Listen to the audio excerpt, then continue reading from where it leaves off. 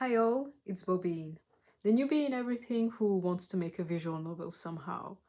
And today I'm going to introduce you to my characters, my babies, if you will, my daughters.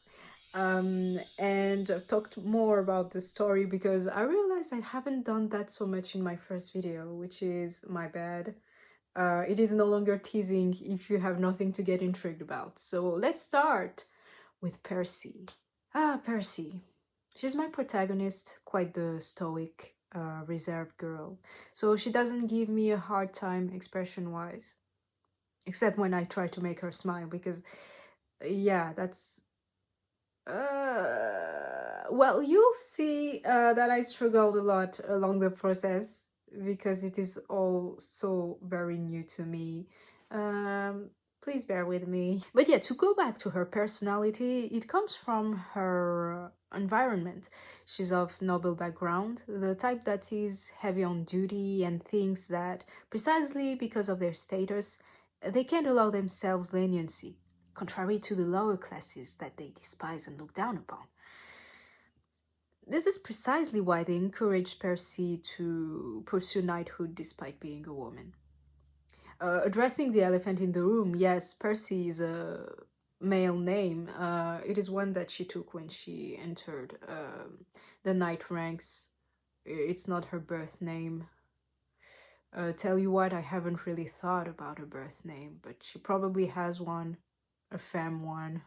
So about knighthood, this part of her life is in the past.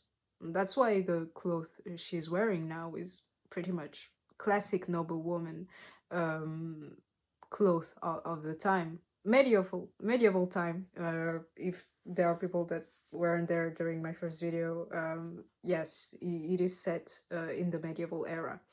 14th century, precisely, the Black Death. Is that how you say it in English? Yes, I suppose so.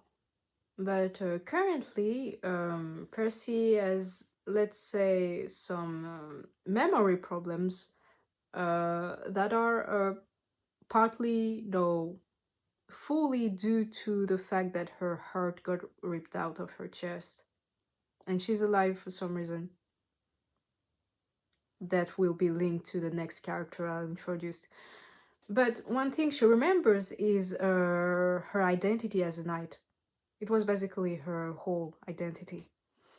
Now, was it really out of a huge sense of duty? Well, only time will tell. Only revelations will make that clear, or not. Next character, Dot. It's a placeholder, because Dot is not really a name, is it? It is on purpose. She will never have a name, because people have been giving her a name for centuries. Yes, she has been around for quite a while. But she is a human originally. It's just that things and stuff happen, because she's a very playful, very cheerful girl who played around with the wrong entities, let's say. She doesn't let herself be troubled easily. I try to portray anger too. I have a hard time drawing her with a mouth if she's angry. I feel like the CG is just going to be that. She's just going to be mouthless if she's angry. But overall, one thing I can tell you about Dot is that she's physically very strong. Gotta be careful with that. I advise you to not piss her off if this game actually ever comes out and you actually get to interact with her. Now, Amalia. Oh, I gotta indicate that we changed the period here. We're in the 50s, like 1950s. And yes, we go all the way there. It's because, you know, since my protagonists are not concerned by mortality, the story goes very far. So yes, Amalia. Oh, I love her. Her story arc is giving me a hard time writing-wise, but that's another thing. It's always fun drawing her because she's so expressive. When I imagine her voice, she's definitely screeching all the time because she's very emotive. Like, yeah, fun fact, her gray hair is natural. It's loneliness induced, but she found people to call her own. But that's for another day. That is for another day. Those are side characters. But they tell a very interesting thing about her as a person. So Amalia, in and on herself, as you can see, she's wearing a coat. She's a doctor, or at least she was. She's been how do you even wait? How do you say that? Struck off the medical register. Yes, she's been that.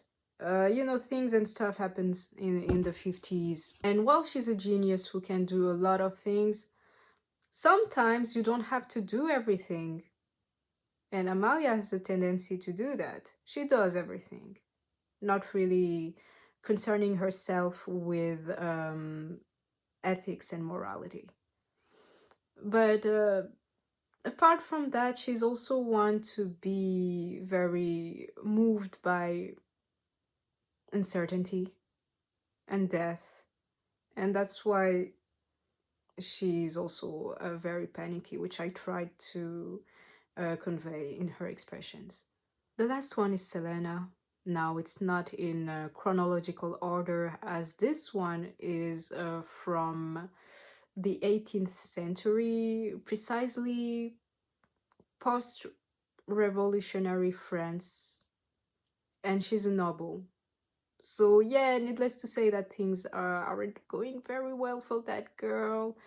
Talking about the thing that is immediately noticeable, the flowers. Selena wasn't born with a functioning right eye, so instead of, you know, just putting something in there, or nothing at all, just hide it, um, there has been a little experiment done to, you know, make her still beautiful.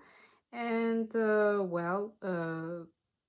they decided to grow these flowers, these petunia, in her eye socket. And as you can see, they change colors depending on her mood. She lives quite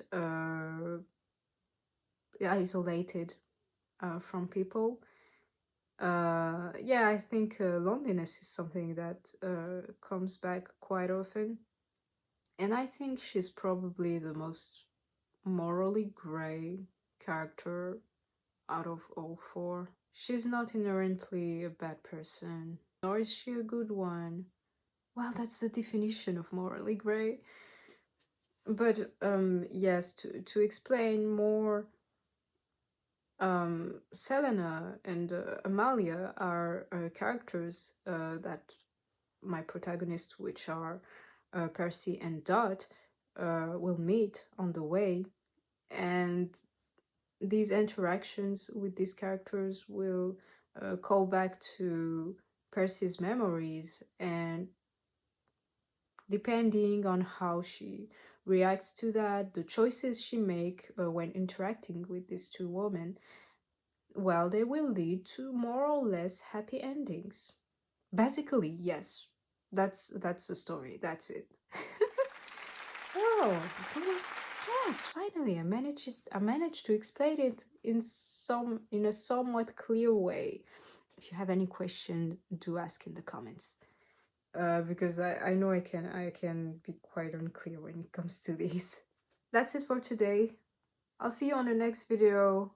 I'll try to improve more and more on quite everything except the quality of the video, because I am not buying a camera right now. Or a mic. Okay, maybe that I will.